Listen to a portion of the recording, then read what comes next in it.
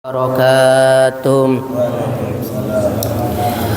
Alhamdulillahi Rabbil Alamin.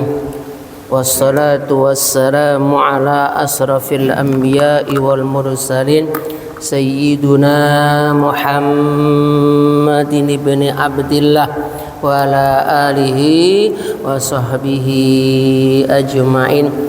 قال المؤلف رحمه الله وأدام نفعا به وببركة علومه وبكم في الدارين آمين. أما بعد. Yang kami hormati Ketua Pengurus Jamaah Subuh yang Allah muliakan, Alhamdulillahirabbil alamin. Hari ini, pagi hari ini kita masih diberikan oleh Allah umur, sehat, bisa melaksanakan ibadah subuh berjamaah. Mudah-mudahan salat kita diterima oleh Allah Subhanahu wa taala. Salawat dan salam kita sampaikan kepada Nabi kita Muhammad sallallahu alaihi wasallam, keluarganya, sahabatnya, dan para pengikut-ikutnya hingga yaumil qiyamah.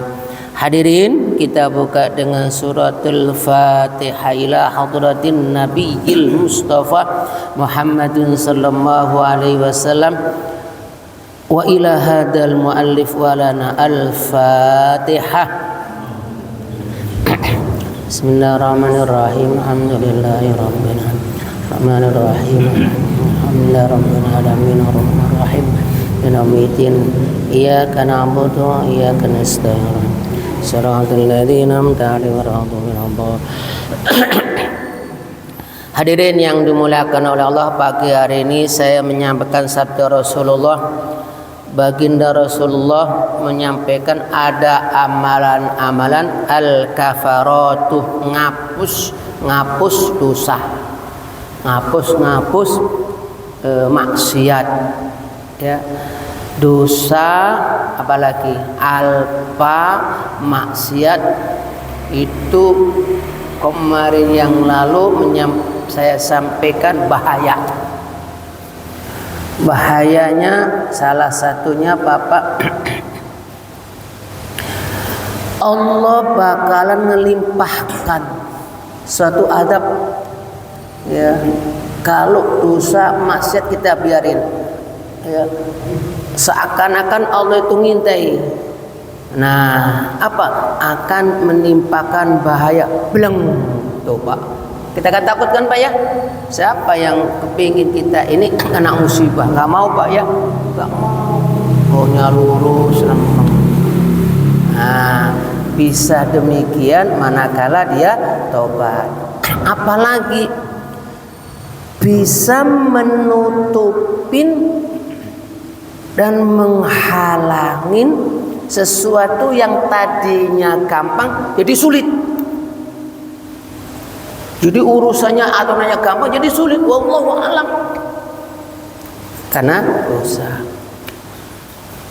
Apalagi dalam masalah rezeki. Naudzubillah, ini jangan sampai gitu Bapak-bapak ya. Katanya unzaul barokat, berkah rezekinya enggak ada. Ya Allah. Banyak ada berkahnya, apalagi sedikit. Naudzubillah.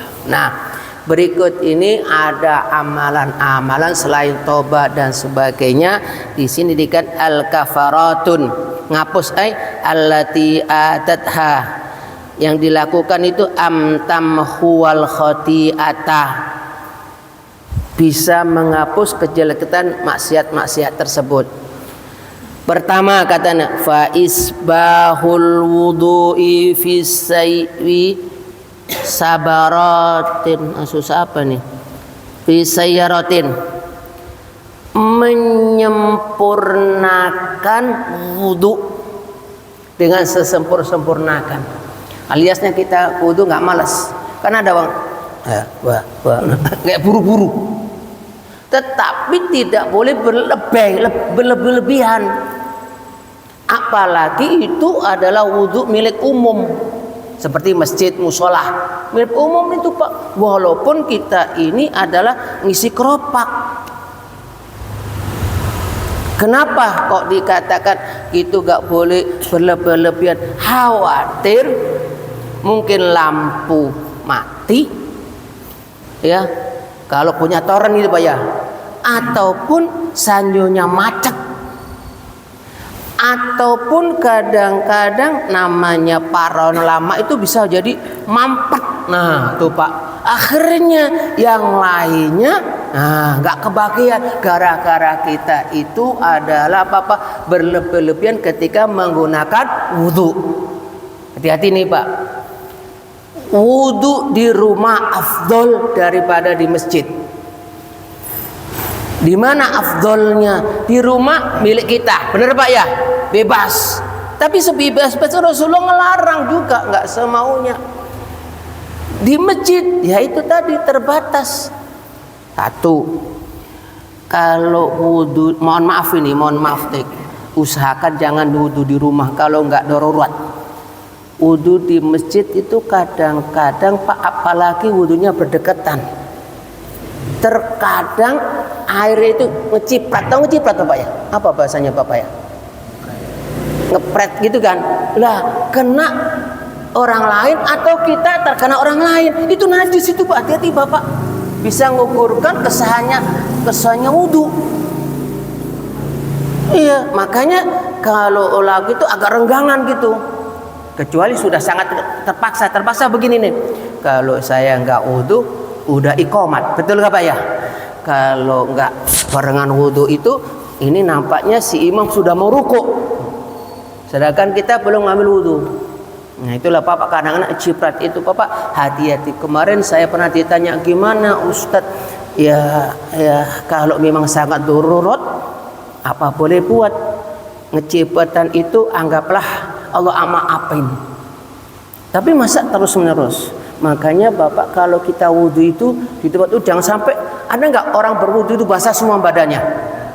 Begini Pak, ngambil wudhu, lihat loh, kan muncrat ke Pak, kena badan kita. Nah bekas badan kita yang nggak boleh. Bagaimana pelan-pelan Pak, kena wajah begitu, blok ditahan. Berarti otomatis kan nggak muncrat kan Pak ya, ditahan Pak ya, baru kita ratakan itu. Kemudian di tangan gitu-gitu. Tuh. Nah apalagi kata air itu bukan dari kita, air masuk ngocor aja gede, makan terlalu kenceng. Kita mah masjid kita belum modern. Kalau masjid yang lain nih Pak ya, baru ngejulun air baru keluar air, bener Pak ya.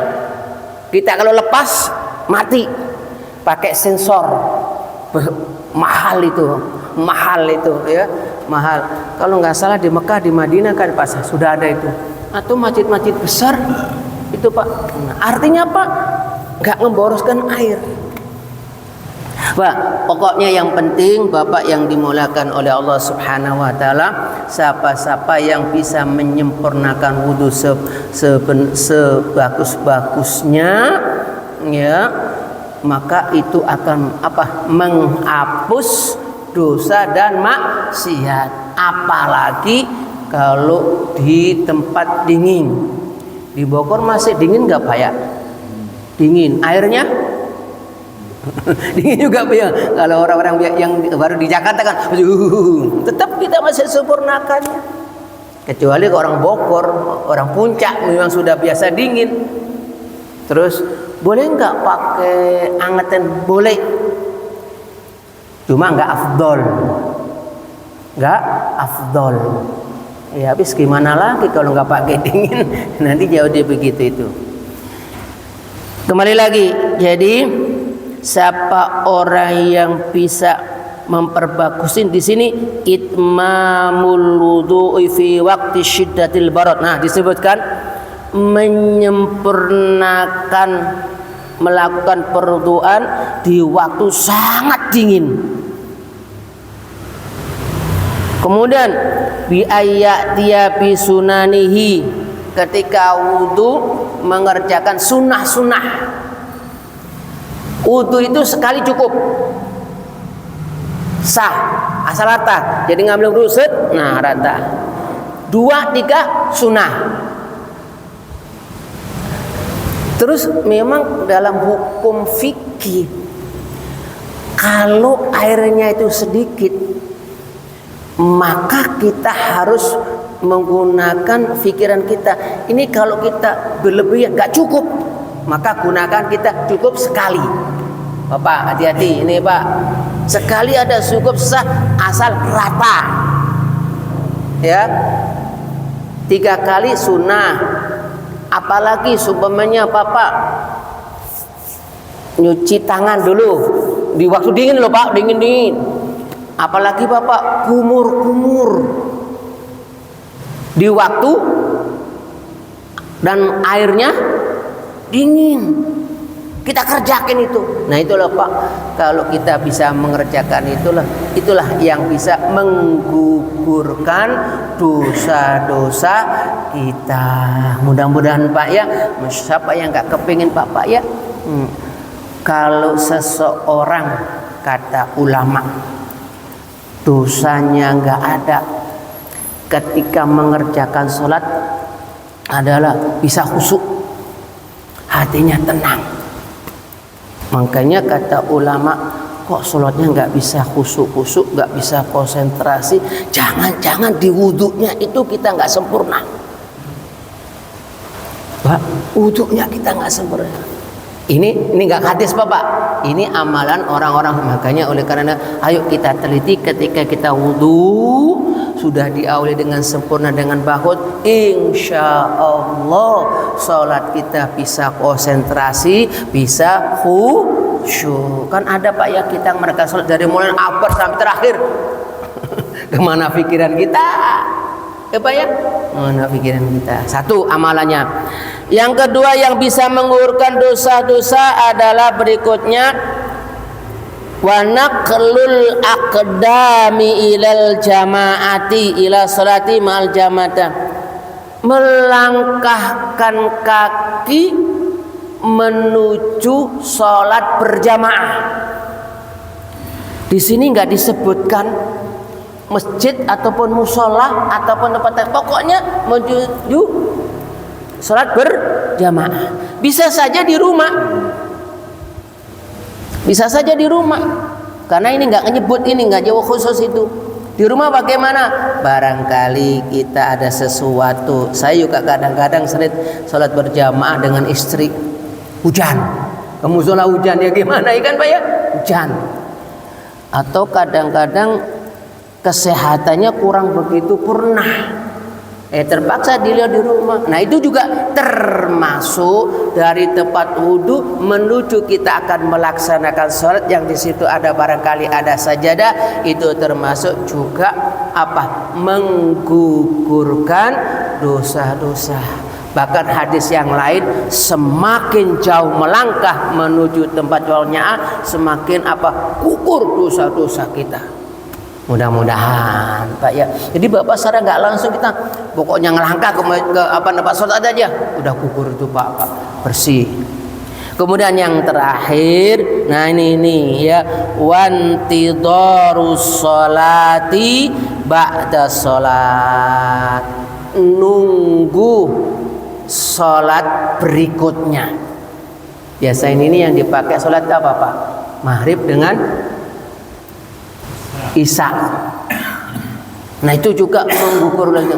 Kalau bagi mereka yang haji maupun umroh, biasanya kadang-kadang itu asar, maghrib, isya, nungguin.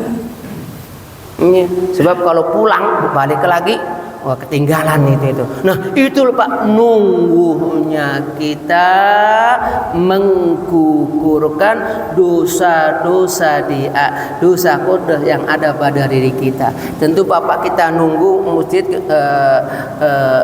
salat berikutnya, afdolnya di masjid niat iktikaf. Terus bagaimana kalau nunggu sambil ngobrol? Ya saya nggak ngujab ya, mudah-mudahan walaupun sambil ngobrol mendapatkan ampunan daripada Allah Taala. Bapak ketika Bapak ke masjid itu hendaklah niat iktikaf. Bismillahirrahmanirrahim, niat iktikaf karena Allah Taala. Jadi iktikaf itu nggak nunggu di bulan Ramadan. Kapanpun ya, kita masuk di masjid, menunggu adzan, menunggu iqamat, menunggu ditunaikan di dalam salat itu, maka itu kalau kita niat iktikaf dihukumin kita memperoleh pahala iktikaf. Terus ditanya, apa pahalanya? Oh, udah jangan ditanya deh. Kenapa kok dinya besar? Tadi disebutin Bapak, gugurin dosa kita. Apalagi niat iktikaf itu adalah apa-apa? Tentu kita melakukan bisa tafakkur.